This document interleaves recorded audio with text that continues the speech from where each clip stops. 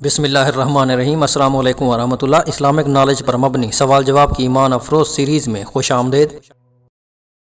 سوال نمبر 1، وہ کون ہیں جو جنت کی خوشبو سے محروم رہیں گے؟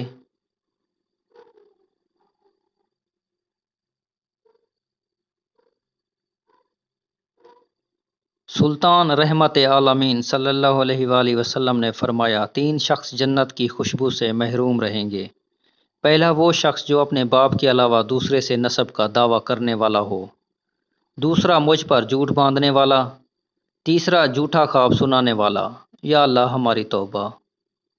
سوال نمبر 2، جنتیوں کے لباس کس درخت سے پیدا ہوں گے؟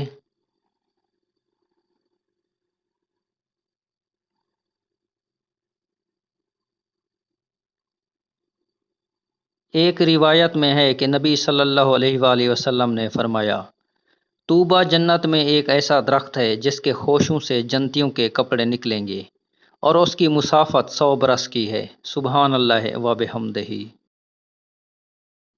سوال نمبر 3، کس صحابی رضی اللہ تعالیٰ عنہ کا سر موت کے وقت حضور صلی اللہ علیہ وآلہ وسلم کے زانو مبارک پر تھا؟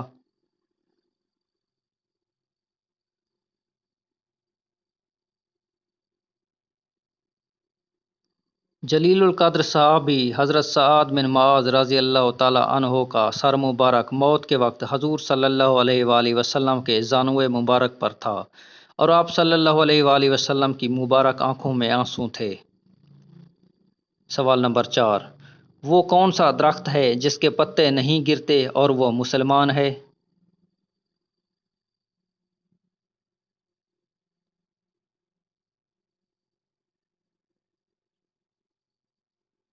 ایک دفعہ رسول اللہ صلی اللہ علیہ وآلہ وسلم نے صحابہ کرام رضوان اللہ اجمعین سے پوچھا، درختوں میں سے ایک درخت ایسا ہے جس کے پتے نہیں گرتے اور وہ مسلمان کی طرح ہے، مجھے بتاؤ وہ کون سا درخت ہے؟ حضرت عبداللہ بن عمر رضی اللہ تعالیٰ عنہ کہتے ہیں کہ لوگ بستیوں کے درختوں کے بارے میں سوچنے لگے۔ میرے خیال میں آیا کہ یہ درخت کھجور کا ہے، لیکن میں شرما گیا۔ پھر صحابہ کرام رضوان اللہ اجمعین کہنے لگے، اے اللہ تعالیٰ کے رسول، آپ صلی اللہ علیہ وآلہ وسلم ہمیں بتائیں کہ وہ کون سا درخت ہے؟ تو نبی صلی اللہ علیہ وآلہ وسلم نے فرمایا، وہ کھجور ہے۔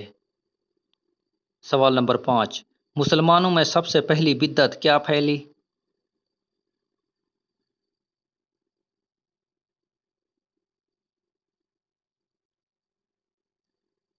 حضرت اماں عائشہ صدیقہ رضی اللہ تعالیٰ عنہا فرماتی ہیں کہ پہلی بدعت جو نبی صلی اللہ علیہ وآلہ وسلم کے زمانے کے بعد اس امت میں پیدا ہوئی وہ پیٹ بھر کر کھانا ہے۔